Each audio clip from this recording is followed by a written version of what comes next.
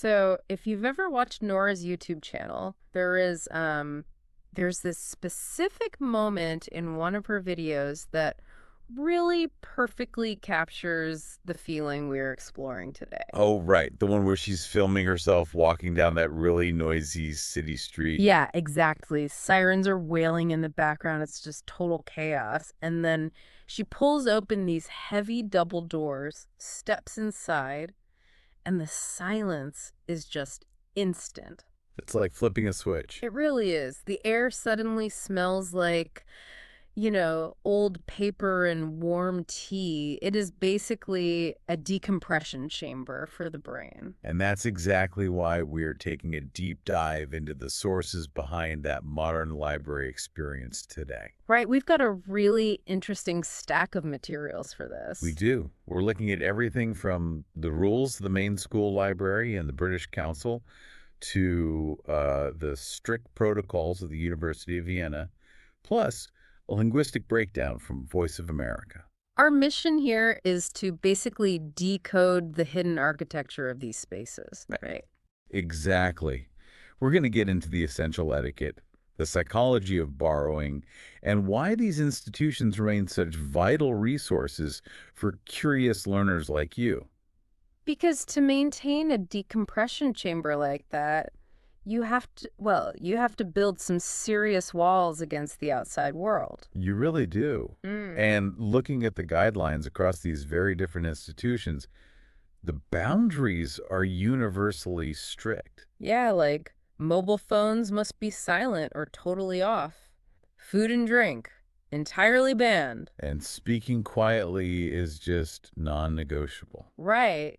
But then you look at academic spaces like the University of Vienna, and they escalate things even But further. yeah, they require you to deposit all your coats and bags in lockers outside the reading rooms. Which is wild. They even strictly forbid stacking open books face down just to protect the spines. They take it very seriously. But I have to challenge this model a bit. Like, in an era where learning is so collaborative and digital, aren't these archaic rules kind of too restrictive?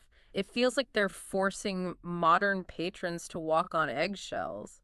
Well, it might feel rigid if you look at it purely as a list of restrictions, sure. But the why behind those rules is exactly what manufactures the tranquility you are seeking. How so? Think about it. We live in an attention economy, right? One that constantly bombards us with notifications, pings, visual noise. That's exhausting. Yeah. Exactly. So enforcing silence, eliminating the distraction of crinkling food wrappers, protecting the materials, it isn't about authoritarian control. It's about actively preserving one of the few dedicated spaces left in society for deep, uninterrupted focus. I hear that. I do, but it still seems like it stifles the community aspect. I mean, if I can't even bring my bag into the reading room, it feels more like a museum than a public resource. I get that. The University of Vienna is definitely on the extreme end of preservation. But even their rules serve a psychological purpose. Like a transition. Yes, signaling a shift in behavior. The moment you lock your bag away, you are physically detaching from the outside world. You're agreeing to a specific social contract to protect that shared environment. Okay, fair point. But enforcing those boundaries inside the building is really only half the equation. What happens when you want to take a piece of that sanctuary home with you? The mechanics of borrowing. Right.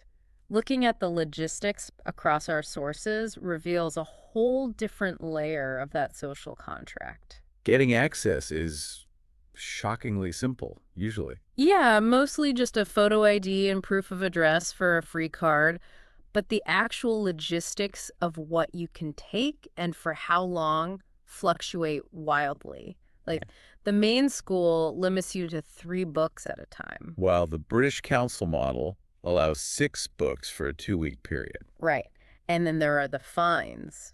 Missing the due date incurs penalties ranging from a $5 flat fee to like 50 pence per day. But those limits and the penalties for breaking them They highlight the underlying psychology of the whole system. The mechanism at play here isn't a financial transaction. No, the library isn't trying to, like, turn a profit on your late fees. Exactly. Those fines are designed as friction.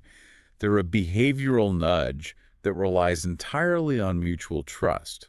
It reminds you that holding onto a book means depriving someone else in your community of that knowledge. There is actually a quirky detail in the Voice of America source, which is an English language lesson, that perfectly captures this relational dynamic. Oh, the word trick. Yes, they point out this simple trick for ESL learners: borrow and bring back. Both start with the letter B, but lend, loan, and let all start with L. So when an institution lends something, they let you use it. Exactly. It's a lighthearted mnemonic, but it underscores the exact dynamic you're talking about. You aren't a consumer buying a product. You are participating in a reciprocal relationship. That linguistic breakdown really illustrates the shift in perspective perfectly. You aren't just taking, you are entrusted with a community asset. Yeah. And that reciprocal relationship is why libraries have evolved far beyond being mere book dispensers. They really have become vibrant community hubs. The sources outline how patrons are now tapping into free language courses, audiobooks, and even video This games. is amazing. It is. There's this great little anecdote in the VOA story where a character named Anna borrows shared community supplies like a stapler, scissors, and tape to make her friend a literal office supply hat for her birthday. That's incredible. It's totally silly, but it shows how these spaces provide physical resources that allow people to connect and create, completely independent of just reading a book. The modern library really supports an active network. You might walk through those heavy doors seeking the quiet sanctuary we started with, but you end up having access to a massive infrastructure of shared learning. And unexpected tools for sure, Yeah. which actually brings up a final thought for you to chew on. Oh, let's hear it. Think about the nature of information today.